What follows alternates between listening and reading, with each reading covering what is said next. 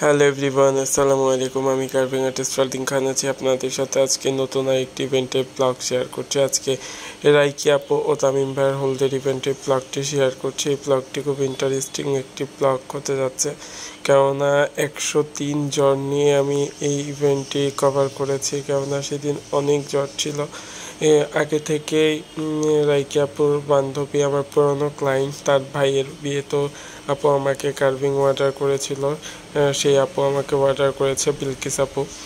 সে carving order করেছিল, তাই আমি আর না করতে পারিনি। অনেক আগেই বুকিং কনফার্ম হয়ে যায়, তাই আর আগে থেকে বুকিং করা ইভেন্ট তো আর ক্যান্সেল করা যায় না ইভেন্টের আগের দিন, তাই এই কাজগুলো করতে হয়েছে।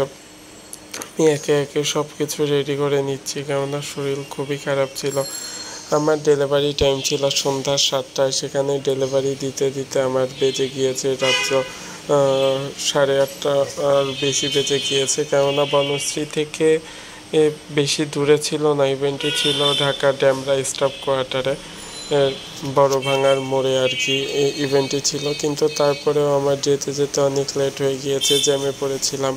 হঠাৎ করে জ্বর বেড়ে যাওয়াতে কাজে করতেও প্রবলেম হচ্ছিল। তারপরে একে একে কাজগুলো করতে হয়েছে, কিছু করার ছিল না। এই তো রেকমেন্ড ছিল যে রাইকি তামিমের হলুদ সন্ধ্যা লিখে একটা কার্ভিং তাদের করে দেওয়ার জন্য, আর একটা মাছের ছোট হোক একটা কার্ভিং যেন গিফট করা হয়। সেইভাবেই মাছের ছোট্ট একটা কার্ভিংয়ের একটা কাস্টমাইজ ফিশ থিমের একটা কার্ভিং করা হচ্ছে। বিটরুটের কিছু গোলাপ রেডি করা হয়েছে, এগুলা একে একে সেটিং করার সময় আপনাদের সাথে অবশ্যই শেয়ার করব। গাজর দিয়ে কিছু পাতা, ফুল, পাখি সব কিছু রেডি করে নিয়েছি, কেননা গাজরের কাজ কম বেশি সব ইভেন্টেই হয়ে থাকে। এখন তো 12 মাসকালই সিজনাল গাজর, মূলা সব কিছুই পাওয়া যায়। একটু কষ্ট হয় অনেক সময় পেতে, তারপরেও পাওয়া যায় আলহামদুলিল্লাহ। আপনারা যারা আপনাদের স্পেশাল ডেটাকে আরও স্পেশালভাবে সাজিয়ে তুলতে চাচ্ছেন, তারা অবশ্যই আমাদের Facebook page Fardin's blog and carving page ও বিয়ের সাজকার ফুড কার্ভিং ঘর পেজে ফুড কার্ভিং, পিঠার ডালা, পানের ডালা, মিষ্টির ডালা, চিকেন কাবাবের ডালা, বরের আস্ত খাসি সাজানো, ওয়েডিং ফুড টেবিল ডেকোরেশন থেকে শুরু করে সব ধরনের সার্ভিস পেয়ে থাকবেন। অবশ্যই যোগাযোগ করবেন আমাদের পেজে। আর এটা বড় একটা থিমের কার্ভিং ছিল, এটা প্রজাপতি আর ফ্লাওয়ার্স দিয়ে এটা রেডি করা হবে, বাটারফ্লাই থিমের একটা কার্ভিং। আর এই তো কিছু পাখি রেডি করা হয়েছে, মিষ্টি কুমড়া দিয়ে কিছু ফুল রেডি করা হয়েছে।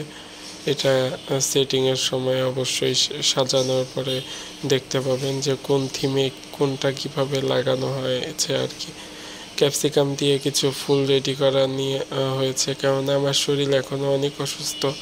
তারপরেও আমি চেষ্টা করি প্রতিদিন আপনাদের সাথে ব্লগ শেয়ার করার জন্য, কেননা ভিডিও অনেক পরিমাণ জমে গিয়েছে, তাই চেষ্টা করছি যে একে একে ভিডিওগুলো দিয়ে আপনাদেরকে আমার গ্যালারিটা খালি করতে। সামনে আরও অনেক ইভেন্ট আছে, ওই ইভেন্টের ব্লগগুলোও তো আপনাদেরকে সব শেয়ার করবো ইনশাল্লাহ। এই তো মাছের এই কার্ভিংটা রেডি করা হয়েছে। এই তো সিএনজি নিয়ে এখন ভেন্যুতে যাচ্ছি, অসুস্থ শরীরে ভেন্যুতে যাচ্ছি। তারপরে মহান রব্বুল আলমিনের কাছে হাজার হাজার শুকরিয়া জানাই যে আমার বাবা মা, আমার পরিবার আমাকে অনেকটা সাপোর্ট করে। এই সাপোর্ট না পেলে আমি অসুস্থ শরীর নিয়ে এত কাজ করতে পারতাম না। এই তো ভেন্যুতে চলে আসলাম। এই তো রাইকি আপু স্টেজে বসা ছিল, আমি কার্ভিংগুলো একে একে সেটিং করে দিয়েছি। আর কাজগুলা আপুর অনেক পছন্দ হয়েছে, ওইভাবে সাউন্ড বক্সের জন্য আমি তার কাস্টমার রিভিউ নিতে পারিনি।